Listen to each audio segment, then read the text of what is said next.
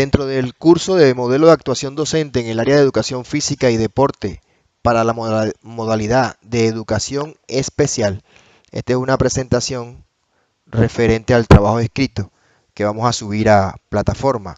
Nuestro asesor es el doctor Evelio Blanco González y quien les habla es Álvaro José López Núñez, estudiante de doctorado de Ciencias de la Actividad Física y el Deporte. El trabajo escrito sustenta los paradigmas, modelos y métodos de actuación docente para la educación física y deporte adaptados para la modalidad de educación especial. Bueno, hablando de la educación especial, actualmente hace parte de las ciencias de la educación. Sus alcances teórico-prácticos desde lo pedagógico, médico, social y psicológico. Además, es considerada una disciplina joven, muy fragmentada y dispersa en el marco teórico, en su epistemología y en su orientación práctica. Históricamente, la educación especial es tan antigua como la cultura, pero también es reciente por algunos saberes científicos. La historia proviene de la antropología cultural e indica que la acción educativa se aplica a personas con características diferentes de las tenidas por corrientes o normales. Bueno, pero además, en función de unos principios y las personas obviamente tienen características diferentes. De todas formas, se sabe que la educación especial es un derecho adquirido por las personas con discapacidades. Pues en la antigüedad clásica se hablaba mucho de la minusvalía como referente o procedente de situaciones diabólicas, demoníacas o maléficas. Pero también hay una parte que se hablaba de la antigüedad clásica de minusvalía, es el componente científico natural. O sea que las personas en condición de discapacidad o tenían una concepción de tipo diabólica o era procedente de algo científico. La educación especial, eh, pues inicialmente tiene varias etapas. Primero fue algo de rechazo. Las personas con discapacidad eran rechazadas. Después se implantó una segregación de este tipo de personas. Después fueron logrando integrarse y hoy por hoy se habla mucho de inclusión, ya en el siglo XXI, de inclusión de este tipo de personas en el sector educativo, con las crisis eh, de todo tipo a nivel nacional, a nivel de todos los países, a nivel de los campos económicos, financieros, etcétera. Mm, También se implementa un tanto esta parte de la educación especial y obviamente se apunta a los valores. Hay un dilema entre la formación y la educación. Eh, por ejemplo, la UNESCO y Mercosur han elevado propuestas para elevar la calidad de la educación especial, equidad y la pertinencia social. Y se está planteando mucho la formación de docentes.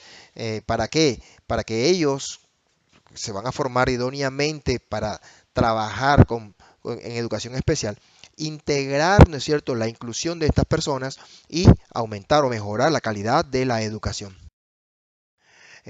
Hay muchos modelos pedagógicos plasmados.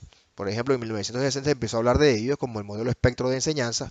Hay otros modelos de enseñanza como modelos pedagógicos o enseñanza basada en modelos, los cuales alinean resultados de aprendizaje de acuerdo a la necesidad de los estudiantes y el estilo de enseñanza podría variar de acuerdo a cada uno. O sea, se adaptaría la enseñanza en cuanto a la actividad física o la educación. Eh, se habla de dos tipos de modelos pedagógicos, uno básico, en donde aparece, por ejemplo, la educación deportiva, que resalta el trabajo en equipo, la autonomía del estudiante, un modelo comprensivo de iniciación deportiva, que potencia el aprendizaje a base de juegos, y uno de responsabilidad personal y social, que resalta los valores. Y hay otro tipo de modelo pedagógico que es el emergente, en donde se caracteriza, por ejemplo, hay varios como la educación aventura, la alfabetización motora, el ludotécnico, el enlace actitudinal y la educación para la salud. Dentro del modelo de actuación docente, pues debe ser adaptado a la educación especial, obviamente con requisitos legales vigentes para tal efecto, se introduce en el currículo y ese currículo se modifica de acuerdo a esas adaptaciones para las personas en condición de discapacidad, pero se va a integrar, se va a incluir a la clase. Y también depende, hay que hacer mucha investigación, proyectos de investigación, de acuerdo a diferentes paradigmas. Con los resultados, obviamente, se van a conseguir algún tipo de teorías para dar a conocer un nuevo conocimiento en cuanto a la formación, en cuanto a la educación especial. Mm, bueno, en realidad el aprendizaje de los alumnos en condición de discapacidad, eh, no hay recetas mágicas, eh, pero también los docentes tenemos muchas excusas para no usarlo. ¿Por qué? Por desconocimiento, por ignorancia a ese tipo de temática. El estudiante es fundamental en ese proceso de enseñanza-aprendizaje. Lo vamos a lograr conseguir autonomía, responsabilidad, adaptación de acuerdo a la condición y entendimiento de la práctica en la actividad. De la propuesta de modelo de la clase de educación física y deporte, de acuerdo al marco legal, al nivel de escolaridad, porque puede ser desde una educación universitaria y con el cambio del currículo o a una clase, ¿no es cierto?, de la escuela primaria, y de acuerdo a la proyección del educador, que debe ser competente para dirigir ese tipo de clases. Ahora, en el aula de clase como tal, vamos a incluir con adaptaciones la educación especial.